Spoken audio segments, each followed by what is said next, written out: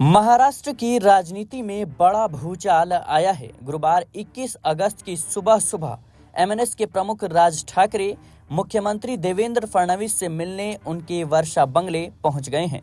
दोनों के बीच क्या बात हुई, इसकी जानकारी तो अभी सामने नहीं आई है, लेकिन उद्धव ठाकरे के साथ आने की अटकलों के बीच सीएम देवेंद्र फडणवीस से उनकी मुलाकात चर्चा का विषय बनी हुई है। मुख्यमंत्री आवास से निकलकर राज ठाकरे ने कहा कि वह इस मुलाकात की जानकारी बाद में अपने घर पहुंचकर देंगे। इसके साथ ही उन्होंने उत्सुकता बढ़ा दी है। यूं तो राज ठाकरे कई बार सीएम देवेंद्र फडणवीस से मुलाकात करने पहुंचे हैं और कई बार सामान्य तौर पर मुलाकात कर चुके हैं, लेकिन इस बार की मुलाकात राजनीतिक तौर पर अहम मानी जा रही है। दरअसल राज ठाकरे और उद्धव ठाकरे 20 साल बाद पहली बार एक साथ आए और बेस्ट चुनाव में दांव आजमाया। नतीजा यह हुआ कि बेस्ट क्रेडिट सोसाइटी चुनाव में हमेशा दबदबा बनाकर रखने वाले ठाकरे गुट का इस बार खाता भी नहीं खुला, यानी ठाकरे बंधु पहले टेस्ट में ही फेल हो गए। ऐसे में राज ठाकरे के मन में भाई के साथ आने की बात को लेकर क्या चल रहा है, यह पता लगाना मुश्किल है।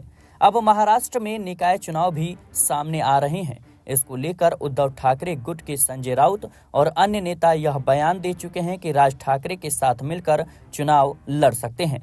हालांकि मनसे प्रमुख की ओर से ऐसी कोई बात स्पष्ट तरीके से नहीं कही गई है। न ही राज ठाकरे और न ही उनके किसी नेता ने यह कहा है कि उद्धव ठाकरे के साथ गठबंधन होगा या फिर साथ मिलकर आगामी चुनाव लड़ेंगे। कुछ समय पहले एमएनएस प्रमुख राज ठाकरे ने ही मराठी मानुस और मराठी भाषा के उद्धार के लिए उद्धव ठाकरे के साथ काम करने की बात कही थी।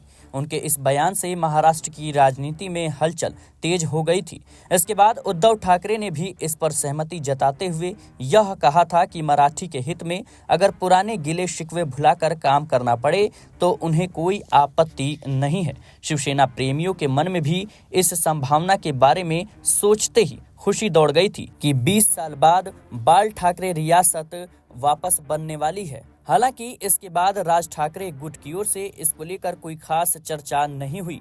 फिर 5 जुलाई का वह बड़ा दिन रहा जब मराठी भाषा के समर्थन में राज ठाकरे और उद्धव ठाकरे एक साथ एक मंच पर नजर आए और बाद में बेस्ट चुनाव में साथ लड़े। फिलहाल के लिए इस रिपोर्ट में इतना ही। देश और दुनिया की तमाम खबरों के लिए बने रहे नेक्स्ट 9 न्यूज के साथ।